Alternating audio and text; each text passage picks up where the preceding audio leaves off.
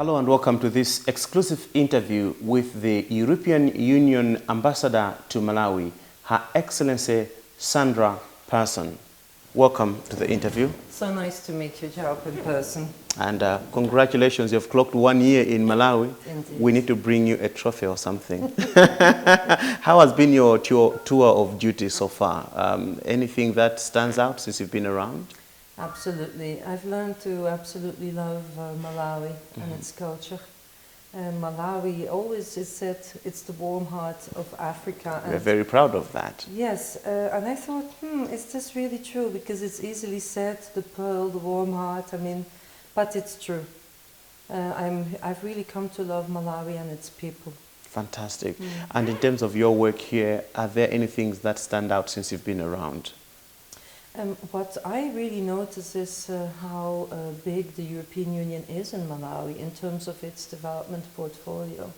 We are almost nearing 600 million that we spend every 7th year, let's say, because it's a package of 7 years. Yes. And that really makes me very happy that we are here as a friend with no specific agenda, let's say politically, geopolitically, but we're just here as a friend of the country, and that makes me, in a very humble way, very proud. And the European Union has been around for close to 40 years now. In fact, I think it's almost clocking 40 years in Malawi now, implementing different programs and projects. Anything that you say stands out in the 40 years that you've been around? One question that I have is, of course, the agricultural investments that we are making. Yes. Half of our portfolio is going into the agricultural sector, and this, for me, is a question that I'm considering how to address in the next programming cycle, because we see Malawi has a quite heavily rising population, and it is abundant with natural resources. Let's say rainfall is adequate. And etc., etc. But we must be able, all of us together, to feed the people in the most proper and convenient way. Stunting of children is something that I have looked at with concern. Although the numbers are going down, we still see 42% of the children below the age of 5 are faced with stunting. That, of course, should be reversed with collective efforts, all of us together. And one of the programs that you've been implementing is the Chilungamo, Justice and Accountability Program. Any fruits so far? I think it's been more than a year now that this activity has been on the ground. No, absolutely. I think we're proud of this program, and we think this is important that we also continue this program in the next programming cycle. We have, of course, the ambition to deepen governance in Malawi, and that's across the whole spectrum. So from the penitentiary situation, where, as you know, we're working with prisons, overcrowded prisons. We also work with legal aid programs. There's also fast-track justice, as you know, yes, to make sure that the backlog within the judiciary for certain categories is, unloaded, if you want. But then there's also the pure governance issue. And what is very much keen and dear to me and to the EU at large is how can we involve the citizens closer within the governance programs. So I think Malawi has 85% of its citizens who live in rural areas. Yes. And we cannot overlook such a large number of citizens. That is why I think a decentralized approach in governance, trying to reach out as much as possible to these rural people, is absolutely key. And it always makes me wonder if the EU should be the one helping us improve our governance structures, because I think it's our system. It's a system that should benefit us. It's something that should worry us, how we're doing it. I don't know what your ideological view is about this, because one would expect that it should be the Malawi government that should be championing these programs like justice and accountability and good governance. But from time to time, we see it mostly as programs that are being fronted and being championed by foreign institutions like the European Union. That's not the way I look at it. Because don't forget that the programs that we are implementing are the programs the government wants us to implement. So should the government not believe in the 3 areas that we are working in, as you know, SSI, the social sectors, governance, but also agriculture, we would not be in a position to come up with these programs. So it's really the fundamental key is here partnership. So I think the government is committed, the Ministry of Justice is committed to this. We have excellent relations with them. Of course, we cannot be prescriptive as to what we think you should do. And I think one of the beauties, because you asked in the first question, like what strikes you in terms of Malawi, and what really strikes me in terms of Malawi is the social fabrics of Malawi, which are very much intact. There are many countries, and including countries that I've served in, where the social fabric has been severely damaged because of too intrusive foreign presence in whatever shape and form. But Malawi has been, to a large extent, I think, being able to maintain its own traditions, its own culture, its own way of looking at things, and its social fabric, which allows you to resolve issues at the grassroots level, at the community, the village level, in your own specific ways. So for me, the challenge would be, how can we reinforce that? I don't think we should be in the business of trying to say, well, we do it in our countries in this way, so this is now the model that you should follow. I think it should be the other way around. It should be you telling us, we have our mechanisms, and how do you want us to support you? So that for me is the challenge. And I'm an international lawyer by background, so one of the questions we often have as, you know, students and practitioners is the place of customary law, in particular in African societies. Customary law, what's the place of that? Should it be eradicated? Should we come, you know, with a more westernized package or not? And I think the dominating idea nowadays is that, you know, there's a place for everything, and the thing should be to blend what you already have and what you could learn maybe from international principles. You did talk about the majority of Malawians being in the rural areas, almost more than 85%. And talking about demographics, another unique thing is that Malawi currently has got the youth budge, where we've got the majority of the population being young people. And so far the talk has been about how to harness the demographic dividend. I don't know what your experience has been or what your advice would be as Malawi seems to grapple with this this dilemma. What most do we make out of this situation that we have? We've got so many young people in the country.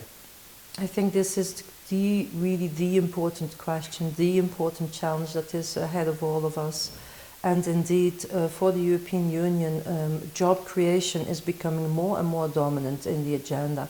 How to bring in the private sector? Is development money enough? You have asked earlier, what's the share of the government in what you are doing? So I told you we have a partnership, but I think we must extend that partnership and bring in the private sector as the third party in the equation. Why? Our money is never going to suffice, neither the government's own resources, our resources and so on. It's never going to suffice to meet the challenges of the growing population. They want jobs, they want a future, they want a decent life, and I think they should also probably want to be part of the global community. You should want to travel, have connectivity. So I think connectivity is everything, and that is why media is so important, and to find ways also that we can absolutely speak to those young people who are in the rural areas, who don't watch TV. That's really the challenge. But coming back to the demographic dividend, what I think is a challenge for us as diplomatic and development partners is connectivity. If we invest in TVET, education, skill development and so on, where does that leave the young people who have gone through this training and through this education if there are no jobs? So what is on my mind, I'm speaking now, you know, as the EU ambassador who has to see, you know, how we can implement this through programs, but I think what's on my mind is the connectivity. Regional integration is a very big macroeconomic concept, and you know that the European Union, we are built on regional integration. We, the EU, we could never have existed, never have grown if it wouldn't have been for our member states to join up hands and to, you know, see a common future. This is the challenge for Africa, and this is the challenge for Malawi. I know that if we would, for example, invest in those skills, why cannot these people go and have jobs abroad, but then ultimately come back? Or if this is regularized, Yes. migration, you know, economic migration, if we look at the job market from a regional perspective, as we do in Europe, where there is freedom of movement and, you know, there's a system of taxation where, you know, the resources are not lost when people just cross the border. I think this is the way to go. And at the end of the day, would you not agree that borders in Africa are a much more fluid concept than they are in Europe? That's very true. That's very true. And I think the free trade area agreement is probably a good move towards achieving what you're saying, where countries in similar blocks in Africa are trying to break the borders and you know, just open up the borders to people to go and transact as and when they want. I think that's an important thing as well. And I do agree with you that the borders in Africa are a bit more porous. I mean, I could drive into Zambia from an hour from now. I'll be literally almost at the heart of Zambia. So that's a refreshing thing to think about. But I wanted us to move on to something else that is equally of interest to us as Malawians and to you as EU, which is the trade agreement that Malawi signed with the EU in, I think, about 2002. So it's been in force for about 20 years now. And I think the feeling among some Malawians is always that, oh no, I don't think we're making the most of this agreement. But I don't know how the EU looks at it, because we should be able to export some things, apart from arms, of course, duty-free, and be able to transact with the EU in that regard. Do you think we've made the most of that agreement? I think both sides could possibly do more. This doesn't only go for Malawi. I mean, this is not about EU-Malawi relations, but I think this is broader EU-Africa relations. Yes. And even broader EU-ACP relations, because do not forget, Africa, Caribbean, Pacific are part of the Cotonou Agreement, and we're going to keep that approach even post-Cotonou 2020. But coming back to your question, I think it's a very fair point. It comes back to the possibility of African countries to export. So you are already benefiting, as you say, more than 20 years, 30 years even, of the duty-free, quota-free arrangement. So there are no objections to export. The only thing we have is, of course, certain sanitary and health-related requirements. But other than that, you're free to export. So why is this not happening? Is Malawi generating a sufficient surplus in its agricultural or other sectors? Is it generating enough surplus? Of course, my understanding is that Malawi has an export ban on certain products. For food safety of your own people is, of course, a primary concern. But what we want to see is diversification in the agricultural sector. We are, you know, experimenting with the mangoes, macadamia nuts, and so forth, hoping that these products will reach the European market. Now let's talk about something that is a bit more current, and that is the issue of the current situation that the Malawi government and Malawi as a nation is in. We are still in a state of flux right now after we went to the polls in May. We haven't settled down, and there's a court battle that is going on, and there are protests that are being organized every now and then. To start with, the EU Observer Mission released a preliminary report in relation to the recent elections. Just share with us what you observed. Well, speaking from the heart and having been very active in the governance field, I think it's great to see that the courts are digesting the results and appreciating the results of the elections. I think the activism of the citizens is, of course, a good sign of a vibrant democracy. Would you not agree that it would have been quite more sad to see people would take their observations and just move on without any process whatsoever? So this is not to make a judgment on the situation, because that I cannot do. But just to see, the questions that are out there, the legal questions that are out there, the deeper other questions that are out there, and that I see all Malawians in their own ways and through their own preferred means to reflect on and to actively work on. I'm told that the whole country is glued to the radio, glued to the TVs. So I cannot overemphasize how important it is what you are doing as the media as well, to educate also the people, to say, okay, this is going on, these are the processes, and to try and to help a proper understanding of what it really means. So in a way, I think it is quite a vibrant situation, which is ultimately, I hope, good for democracy and ultimately not bad for democracy. That's my keen hope. Some sectors would say that government seems to be making desperate efforts to limit the civic space, trying to stop demonstrations. I'm sure you are aware of the moratorium that is in force as we're speaking, but there have also been clear statements from government as to its displeasure that people are taking to the streets to protest and other things like that. Would you share the same opinion? Of course, there is a court order, the moratorium, as you say, so I think due process in this regard really is very important.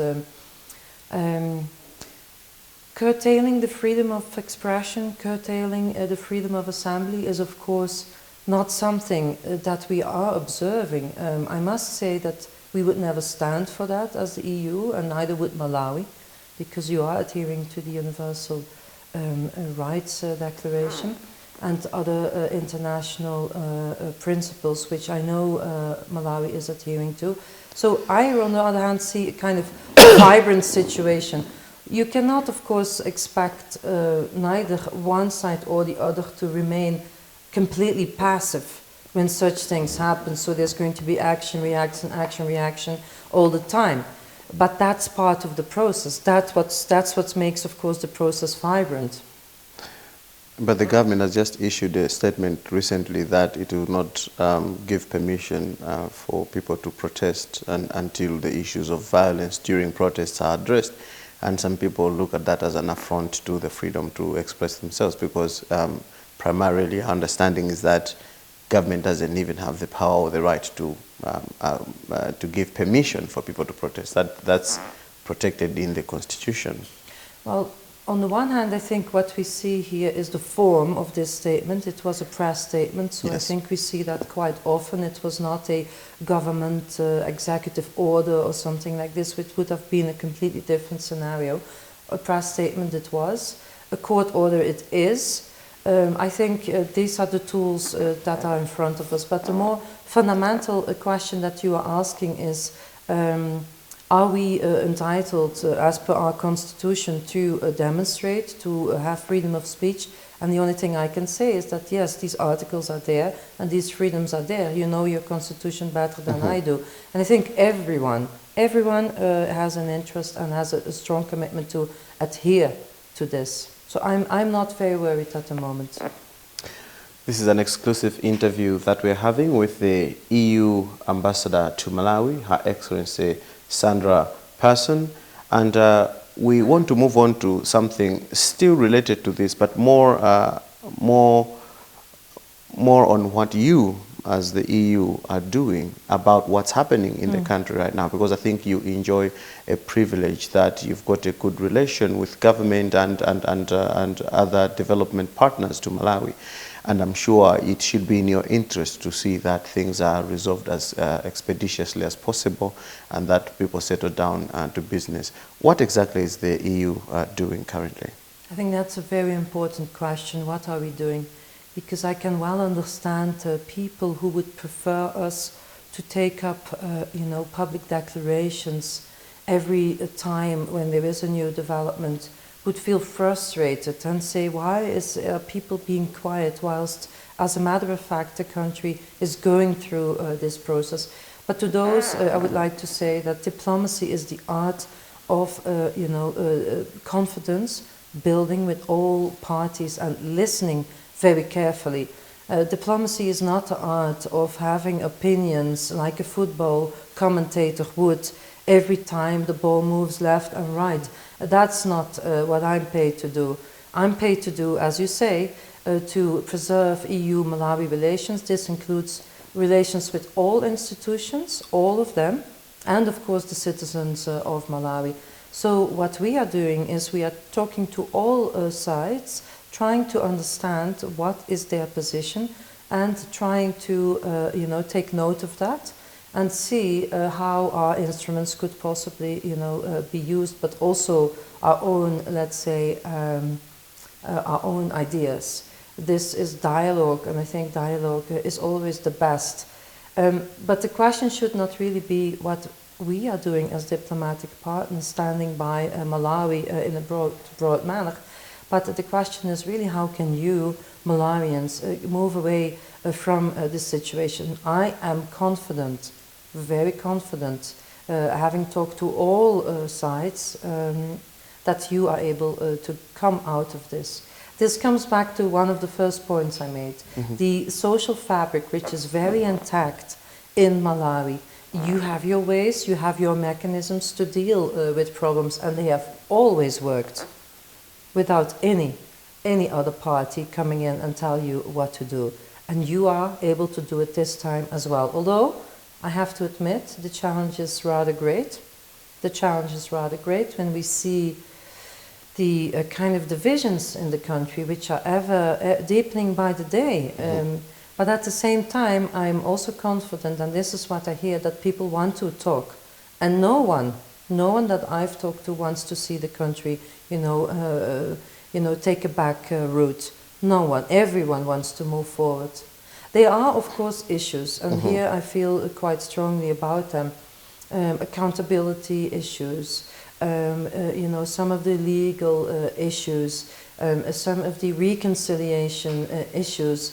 There are also some issues, maybe areas where some reform, in your opinion, could be required. We are not the ones to tell that, but this is what I'm understanding, that something has to kind of be dialogued about. So I would say use all the instruments that you have, whether it is village discussions that citizens are involved, whether it is the institutions that you have. And here I look in particular at the parliament. The parliamentary session is about to open. And I know there is going to be a discussion on the budget. But the challenge for me is that political parties would do what they are asked to do by the voters who voted for them, and that is to try and work around a common agenda and use the parliament to do that, because the citizens cannot sit on the bench and the political parties cannot sit on the bench whilst all this is being dealt with in court. I don't think one process excludes the other. Listening to you, I get the feeling that you have already met some of the stakeholders in what's going on currently, the political parties and civil rights organizations and so on. Am I right to make that observation? It's absolutely right, and it's not something I should try to hide, because that's my job. It is my job to speak to all people that would like to dialogue with me in a very neutral manner.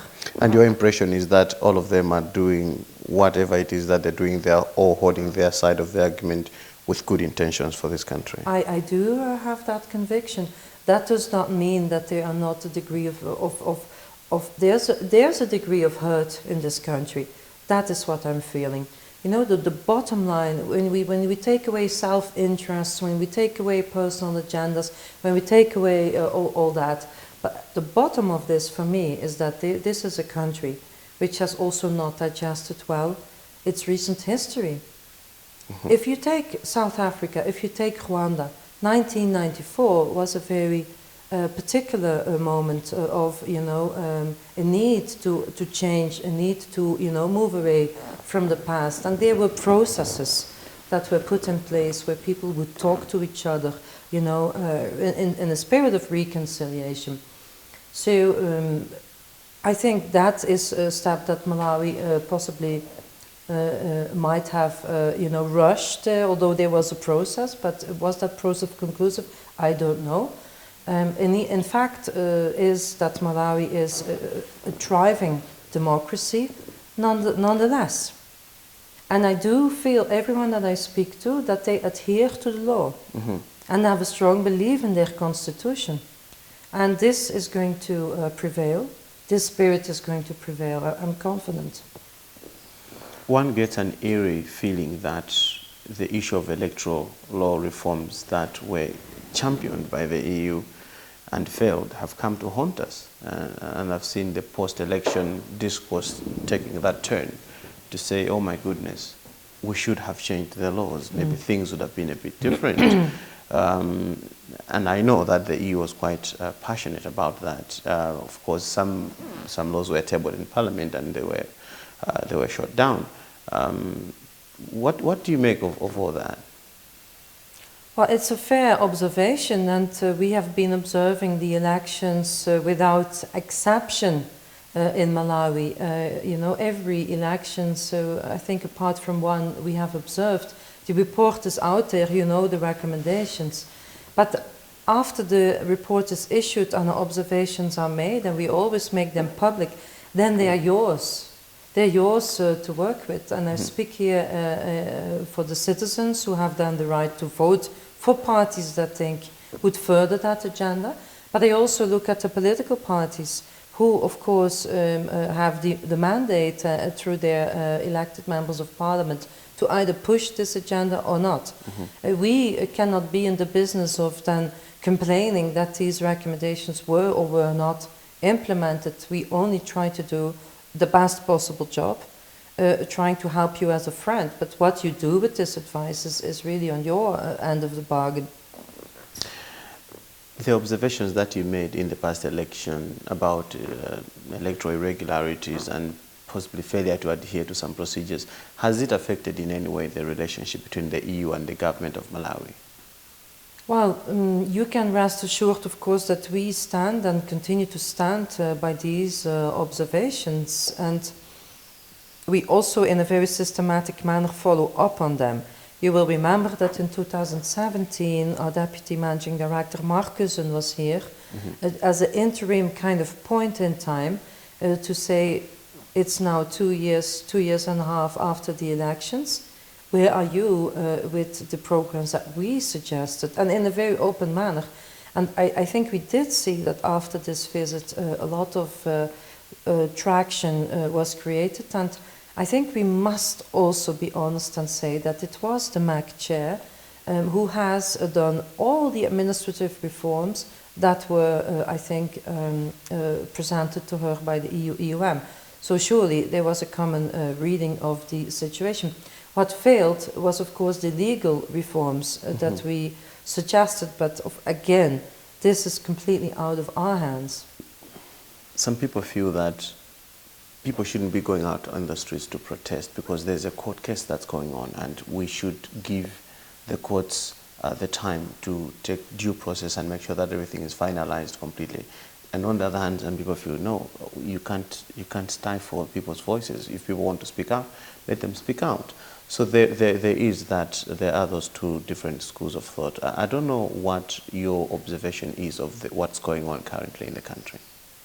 Well, I think there are indeed a variety of processes. When we look at the court case, there is a very clear demand, a legal demand, that has been issued by those who put forward these complaints. Now the question is, if then the street process would have exactly the same demands, what would be the most effective way of reaching these demands?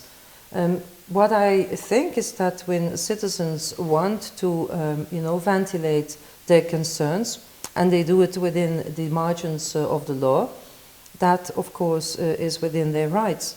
However, on the other hand, we must also be very cautious when the economy is disrupted, security is disrupted, and so on and so forth. So that right comes with a responsibility. Well, Europe has not been spared the controversy, because you are also having to grapple with the whole issue of Brexit, with new interesting twists and turns taking place now, especially Yes. with Britain's decision to prorogue Parliament. But we can't possibly broach that subject. But what I want to know is, should Brexit happen, and it's looking a bit more certain now than ever that it's going to happen, how do you think it's going to affect us as Malawians and probably Africa as a whole? Or will it affect us at all? Well, the political agreement, the political declaration agreed between the UK under the former Prime Minister and the EU stipulates how we are going to continue to work in foreign affairs, in security matters and development cooperation. So it is now up to the UK to say if that arrangement will be changed in any way. For us, we are not driving that agenda, but we are going to listen. So I think it will depend on what the British government is going to propose, if anything, in terms of the political declaration with the EU. And on that basis, we can appreciate, and I will be happy to look together with you to see what does this now mean for Malawi. So it's just a bit too soon, I think, to say. I guess when the time is right, we should meet and talk about this deeper. As we wind up, anything else you'd like to say, especially about the governance situation in Malawi currently, and how you think we need to move forward? Well, what we will do is, as the next programming cycle starts, so you know we have a 7-year program, and the Cotonou Agreement in its current shape and form is going to end. So we have to negotiate with the new government and see what should be the priorities. But if you ask me, I would say that our current approach is quite a solid one, including our attention for governments.